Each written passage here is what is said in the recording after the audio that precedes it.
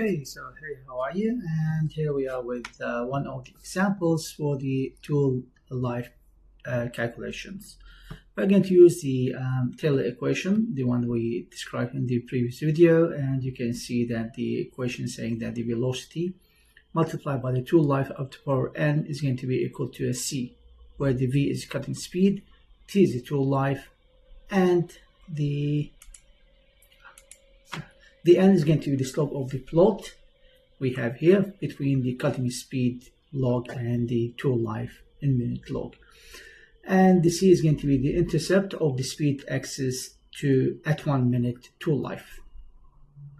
So the different tool materials are going to have a different n value. So for example, for the high speed steel, we're going to have 0.1. For the tungsten carbide, we're going to have 0.25, and for the ceramic is going to be 0.6. Of course, these are unitless value. And now, because it's slow, now we go into the effects of the tool of the cutting speed. So usually the cutting speed, that is going to be the most important overall property for the carbide steel. We can use the cutting speed to be 5 meters per minute. For the high speed steel, it's going to be 30 meters per minute. And for the synthetic carbide, it's going to be 150 meters per minute, and for the ceramic is 600 meters per minute. Now, what does that explain? Now, different cutting tools is going to have different cutting speeds. The highest cutting speed is going to be with the ceramic, but later you will understand that the ceramic is not going to be compatible with cutting the steel work at rough cutting. It's only going to be available for the finish cutting. And also it's not possible to use it with non-steel works. For the synthetic carbide, it's going to be good with the finish and the rough cutting. But the cutting tool is quite more expensive than the other cutting tools. Now we're going for the typical N and C value depending on the application and the cutting tool.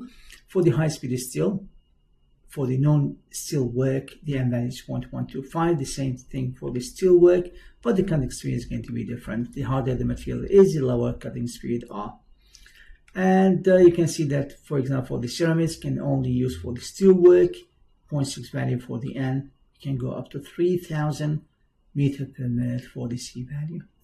And the synthetic carbide thing in the middle, that's why it's usually going to be the most preferable cutting tools in our use. Now let's go to the example on the tool life equation. We're going to have a machining steel with tungsten carbide tool, and the tool life of 40 minutes is going to be achieved at a cutting speed of 1 meter per second. Now we know the tool life and we know the cutting speed. So again, to request it to find first the distance traveled by the tool before it has to be replaced. Second, what is the tool life and the distance when the cutting speed is going to be doubled. That's mean that the velocity is going to be 2 meters per second. We need to know what the value of the T2. Now just remember something, that we need to find the value for this C as well. First, we know as a solution, we know that the distance to be traveled by the tool is going to be equal to the speed multiplied by the tool life as a time. That's what's happening usually when you drive at 40 kilometers per hour. That's mean after 1 hour you're going to pass 40 kilometers. So the same thing is going to be here. We know the time is 40. We know the speed is 1 meter per second. Remember that we cannot mix between second and minutes, so that's why we need to change the minutes to second by multiplied by 60. So 1 meter per second multiplied by 40 minutes multiplied by 60 seconds for every minute.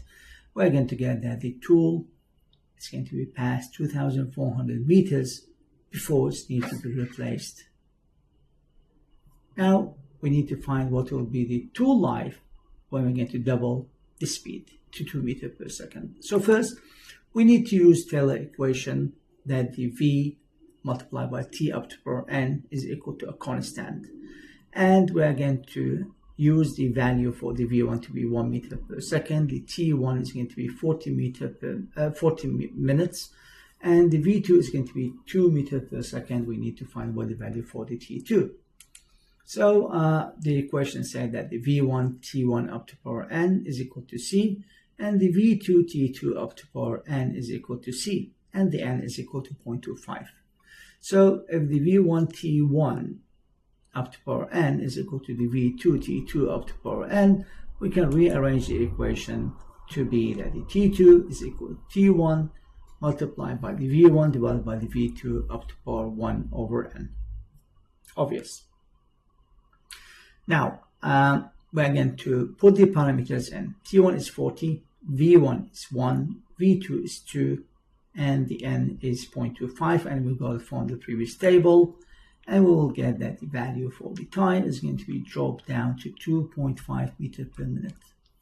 The higher velocity is, the lower tool life is. Now we know the time. We're going to multiply by the velocity to find the new distance to be traveled by the tool.